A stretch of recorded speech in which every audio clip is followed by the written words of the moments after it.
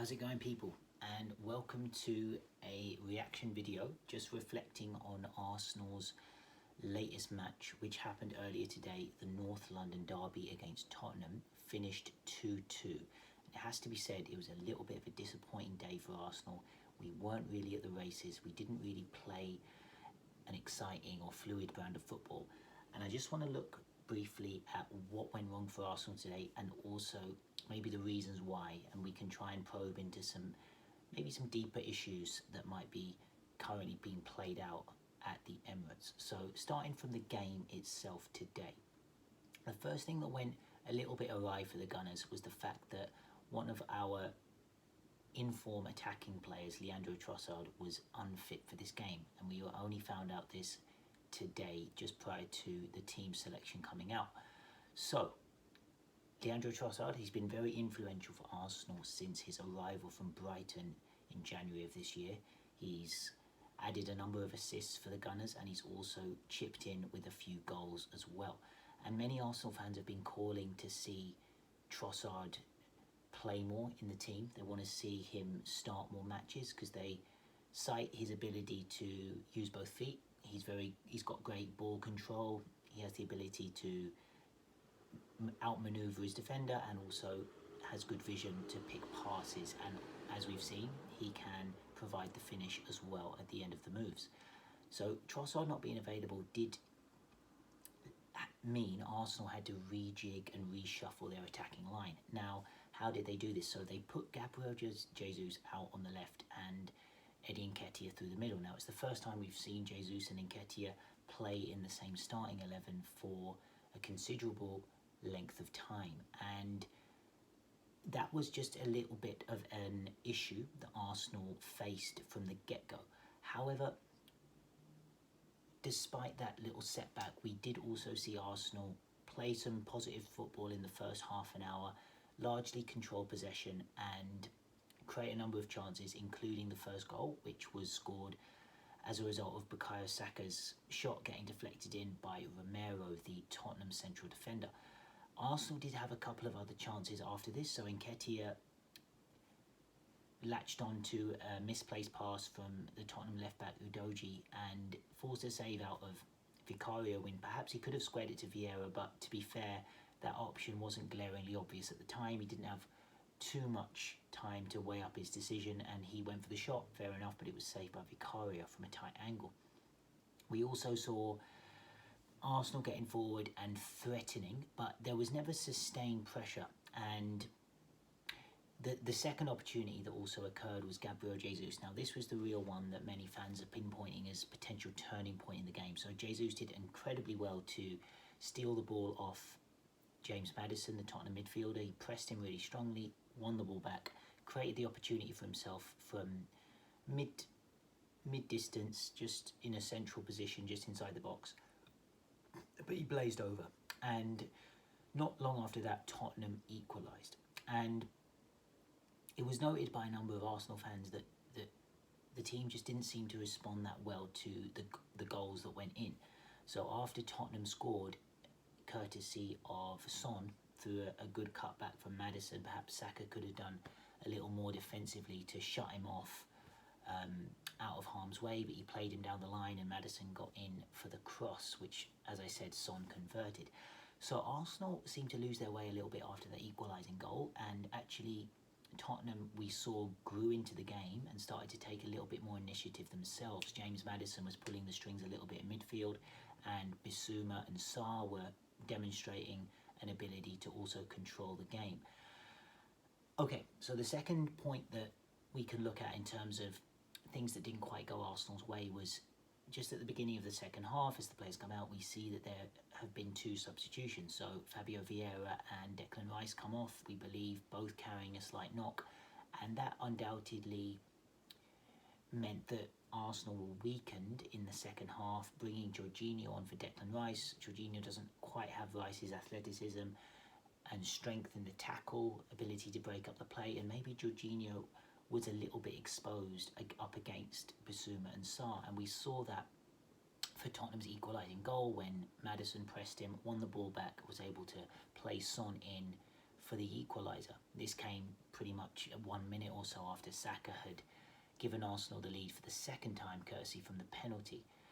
So in the remaining phases of the game, Arsenal again, we didn't really demonstrate much in the way of patterns of play. We were quite disjointed and lacking in a sense of incisiveness or directness or risk in our play. We were quite safe, and oftentimes it was Tottenham who seemed to be the ones instigating a little bit more from an attacking point of view. They were creating waves of chances, not endless, but they did show a little bit more in the way of threat coming in Arsenal's direction.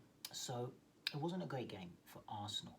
Now, we just need to broaden the perspective, I think, a little bit at this point. So Arsenal have played 6 games in the Premier League. We have won 4, we've drawn 2. One being today against Tottenham, the other being a 2-2 draw against Fulham, both of which have occurred at the Emirates. So that tells you a particular story. Are Arsenal feeling a little bit of pressure at home? Are they overcomplicating it from a tactical perspective? We've seen Arteta mix things up. At first, in the early part of the season, Thomas Partey was played as right back and he was stepping into midfield, which was a change from last season, a system that was working very well in the 2022/23 season. We had Partey at the base of the midfield, Odegaard and Xhaka as the 2/8s a little bit further forward. It was working very well. Arteta takes Partey out of that midfield initially, puts him at right back, and it didn't quite work. So Thomas Partey gets injured. We revert a little bit more back to what we were used to last season in terms of a formation. The same back four, Ben White and Zinchenko, the 2 fullbacks, Gabriel and Saliba in the middle. Obviously with Zinchenko inverting into that midfield when we have possession of the ball. So the midfield conundrum, it seems, is still a work in progress. So we've got Declan Rice, who's been very good, I think, since he's come into the Emirates, controlling the ball very well, demonstrating a good range of passing, short and long range, ability to even play through balls, and also those kind of containing passes that could start moves but also just keep the possession ticking with a slight less degree of imagination, but nevertheless important passes in order to build attacks. So we've seen Rice fit into the system really well. And Fabio Vieira, I think, has also grown in stature this season. He has recorded at least 2 assists and also won a penalty against Fulham as well. So he's contributing pretty well to the team. However, there is a slight question mark about Kai Havertz. What's he bringing from a attacking point of view? Are we a little bit compromised when he's on the pitch? Do we have that same attacking thrust, strength, and perhaps acceleration or power when he's in possession? Does he slow things down? Does he have that ability to drive forward with the ball? And is he taking a little bit too long to do the things that he's been instructed to do? So this is a question I have with Havertz. When he gets the ball, there does seem to be a little bit of dithering, a little bit of deliberation. Which way do I go? Do I lay it square? Do I push forward? And when he does push forward at times, it feels like it's a little half-hearted and potentially lacking in that strength to hold off the defender. So we saw today, I think it was one of the Tottenham defenders or midfielders that actually outmuscled him as he moved forward into the box. So that is a question mark. Does the midfield have that same personality, that same confidence, that same interchangeability and connection that we were seeing last season? Also, the wide players, are we seeing as much impact from Saka, Martinelli especially? I know Martinelli was injured for this game and he also came off against Everton, but even prior to that, in the first 4 matches of the season, I wasn't seeing that same spontaneity and freedom from Martinelli down the left-hand side. It all seemed a little bit truncated in terms of often checking back and playing a square ball. And it's been a little bit the same with Saka. There has been a little bit of maybe second guessing. Do I take the defender on the right or do I cut in? And obviously these are legitimate problems. Obviously the fullback that Saka or Martinelli is going up against is one of the best in the world, given the fact they're playing in the Premier League. But nevertheless, I do feel maybe those 2 players are maybe lacking that sense of sparkle that we saw last season. So you add all those things together And Arsenal, it feels like a work in progress and they're finding their feet. So where does it leave us in terms of a generalized impression of how Arsenal are doing this season? So I mentioned in a video, guys, that I did prior to the season starting that I thought, that I thought it wouldn't necessarily be a bad thing if Arsenal didn't start the season as we started last season. So last season I felt we were very much hitting gear 5 from the get-go. So imagine you're driving your motor car and all of a sudden at the early point of the journey you get into gear 5 and you're off and running on the freeway.